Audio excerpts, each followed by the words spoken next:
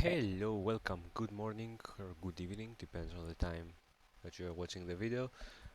So, it's pretty early in the morning for me, the time that I'm recording this video. I will do extra mistakes in my English because of that. This video is about Daggers, because a lot of you asked me about Burkant or Levi, which is better. Destiny Binders also, Peerless. This is my personal opinion. I'm not a professional. I have done some tests for some daggers to check which which which I like the most for my personal build that I'm using.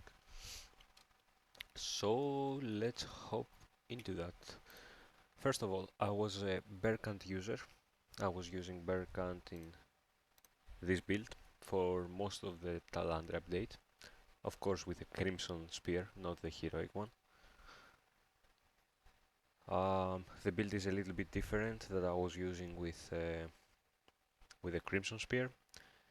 When I put the heroic on, I had a problem with the attack speed because heroic spear has 0.11 seconds less attack speed.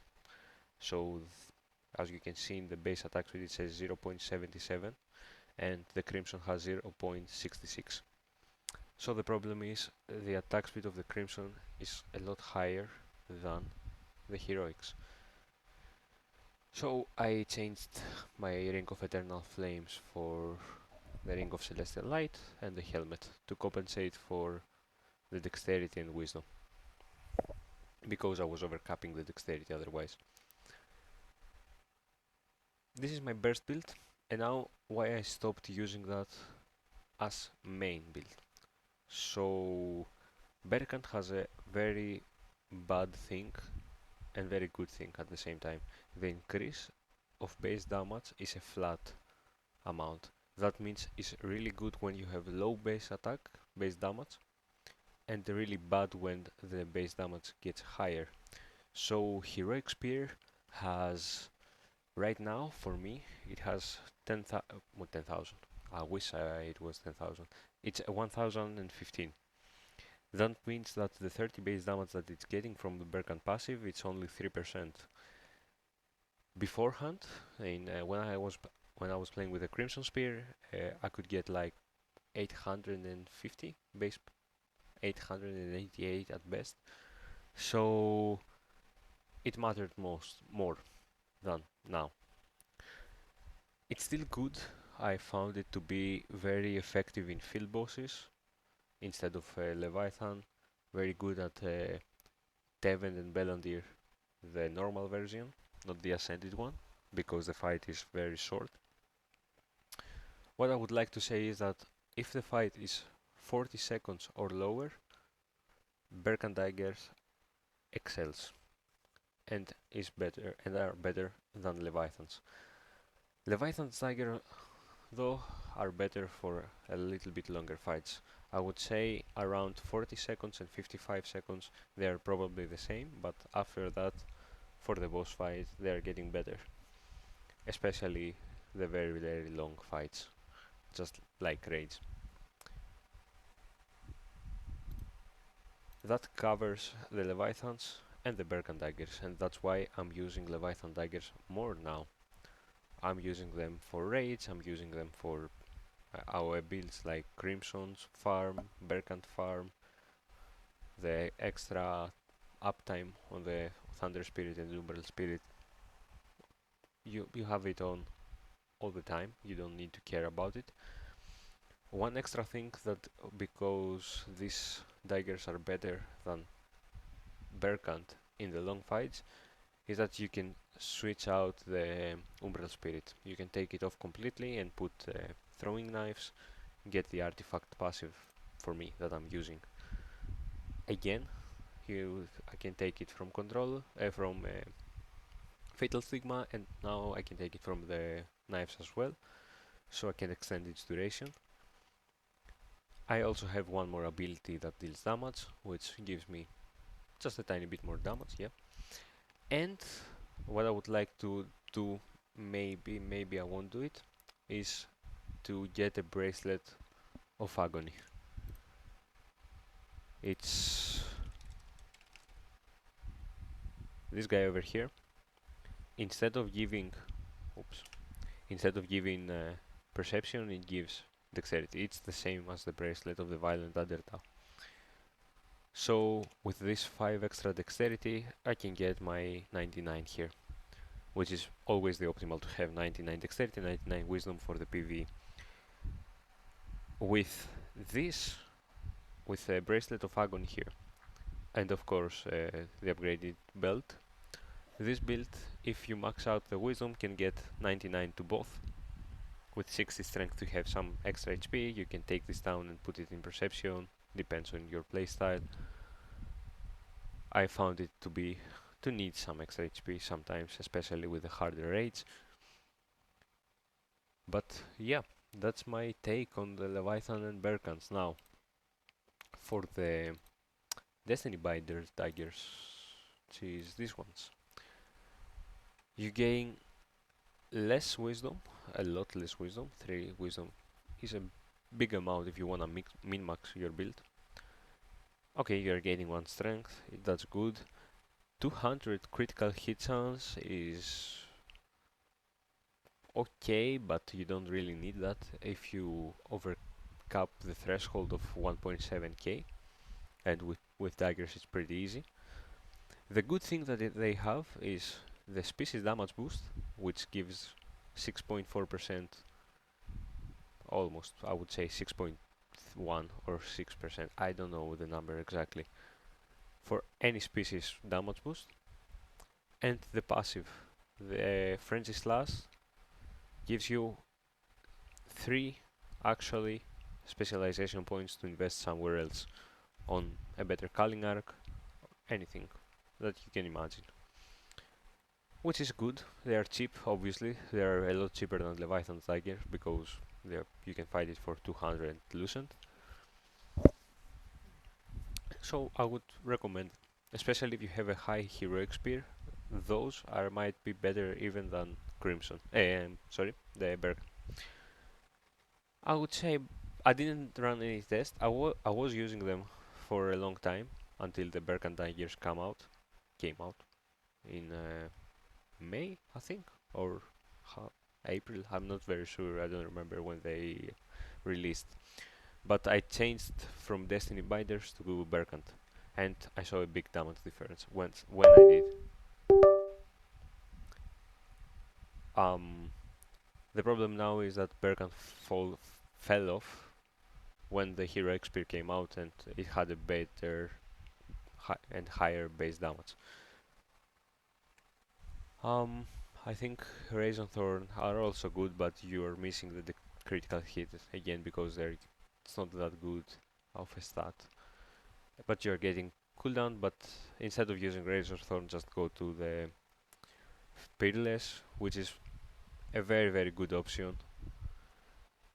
I think they are better than Berkant at this point, but I haven't tested them yet. I probably won't, because they announced that in 17th of September the tier 3 items will drop.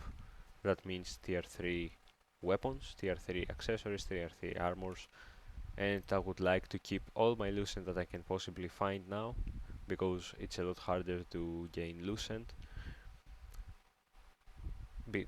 For the we had the Goblin event, we have the announcement, so nobody will buy from the auction house to keep resources for this update. That it's gonna be very, very hard to manage it and to upgrade even further. That means I was planning to upgrade my helmet and leave the spear to level 10, but with this new update, because I don't know the items yet for the tier 3, I can't just put another heroic piece. And then I had, let's say, I will want to use a set that requires the head, because the head would be really good. And then I will have to go and take the head off and waste the resources, etc, etc. So I will stick with this build for now. Of course, if I drop the Bracelet of Agony, I will replace the Bracelet of Violence. But other than that, I won't do any change in this build or this one. Those are my two main builds that I'm gonna keep. So for the stats, to whoever wonders, this for the burst, but it's gonna be a little bit clearer, I think, to put the normal settings that I'm currently using for everything. That's the burst build with a 71% attack speed, without foods, with just featherites. And it gets 1.9 crit. Of course, we have the passive from the spear as well to buff it up. 850 almost melee heavy, and because I'm running a PvE build, I have a lot of boss melee heavy attack as well. A lot of critical damage, a lot of buff duration, a decent buff duration, but it does do the job well done. I can hit, like I've said before, like I've uploaded a lot of rank 1 to 3, depends on, of course, the party that I'm running. I'm going mostly with random parties, so I don't have a static one to get advantage of it. And that is my our raid build. So the same runes, the same boss melee heavy attack, less critical damage because I'm using Bloodseeker for the masteries. I will show you them as well. The other ones are the same, except I have a little bit more critical hit. The masteries for the PV that I'm using is this one for the Daggers, and this one for the spear. It's mixed for both AoE and raid bosses. As you can see, this one gets used in AoE, but not in bossing build. So I'm pretty bored of just change it all the time, so I'm leaving it like that. I also have this one for the skilled resistance and fortitude, even though it reduces critical. Now for the, I'll call it gate, but it's mostly for the burst build that I'm using in field bosses. I do not have the Bloodseeker, that means I'm gaining this extra critical damage. I'm not losing the critical damage for the lifesteal because I'm running low HP in every field boss. And this is for the spear. Now somebody told me about this mastery.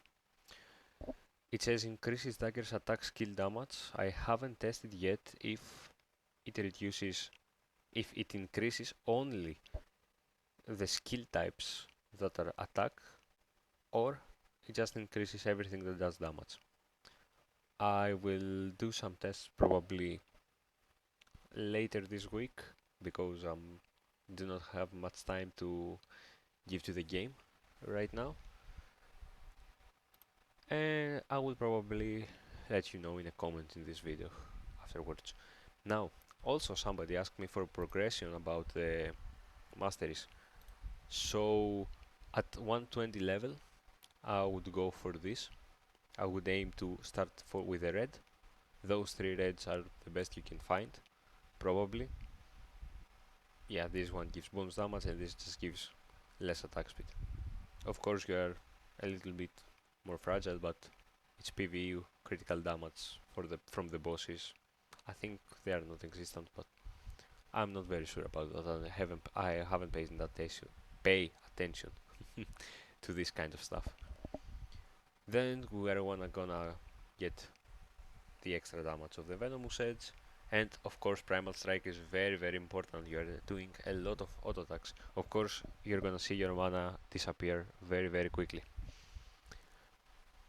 Afterwards you wanna get Dexterous Power if you're in higher than 80 Dexterity for that sweet 8% critical damage, and just progress. After 120 normally I probably do this. I don't know, whatever would you like. Like I said, I'm not an expert for this class. I'm playing this class since December of 2024. And the progression for the spear Wait, here we go. I would totally aim for this one. Explosive Force is really very important. It gives you a lot of damage on your Slaughtering Slash that you mainly use. This one gives you a lot of damage in the Brutal Fury.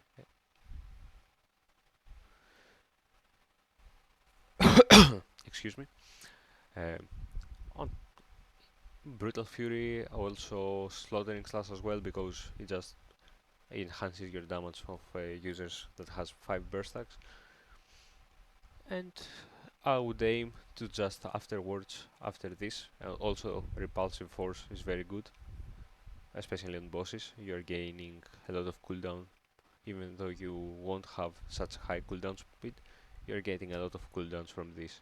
That's why dummy runs are a little bit different than boss runs, of course,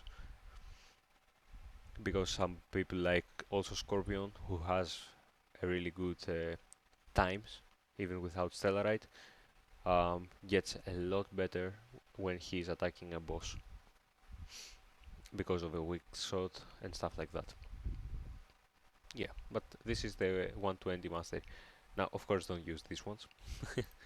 If you have enough mana, I mostly running this in PvE, like the spear, time bomb, because I have now 2 control skills. If we count the daggers, and dragon ascent. Even with dragon ascent, I don't have any problem with my mana. I have 65% mana cost efficiency, which is overkill. With a party, or even without a party, when I farm solo in Burkant or Crimson, I don't run out of mana, never. And this also gets used like when you try to gain the mana back, it's gonna deal the damage it's gonna deal the extra damage and then get reduced again, and it flows like that. For the gate, of course, I'm started using the lightning speed. A friend of mine told me that this works actually with abilities as well, even though it says on hit and not only on skill hit. And I found that my times got better. You just have to walk a little bit. It's okay, it's fine. And yeah, PvP. I'm not playing PvP. I don't think a lot of people, or at least it's not my idea of the game right now. And that's it, actually. I have nothing else to say. Um, Thank you very much for watching. I will probably keep running Leviathan. I would say Leviathan are better, but of course in field bosses Burkant is a lot stronger to get a burst. So if you can afford both of them, go for both of them. If you can afford only the Burkants are good, but you can go for Peerless as well, because if you have a heroic spear, the base damage is gonna be abysmal. You can pass it and go for the Peerless. Something else for the, and I will finish with that. I'm not using legendary daggers because most of your damage in this combo, wait, most of the damage comes from the spear. The Phoenix Barrage, Brutal Fury and Slaughtering for the bosses are your main damaging abilities, instead of Stigma, Frenzy Sword and Thunderclouds with some Umbral Spirit. But yeah, that's it. Thank you very much. Again, that's my opinion. I'm waiting to hear your opinions at comments as well, if you'd like. It's pretty fun to have a conversations, and I'm learning more. Like somebody mentioned another combo for some Gate of Infinities. I tested them. It's almost this one with Cyclonic to get a quicker animation. So yeah, I really like for when people comment, and I can see new stuff, new builds, new skill sets. So I'm kinda enjoying. Again, thank you very much, and bye bye.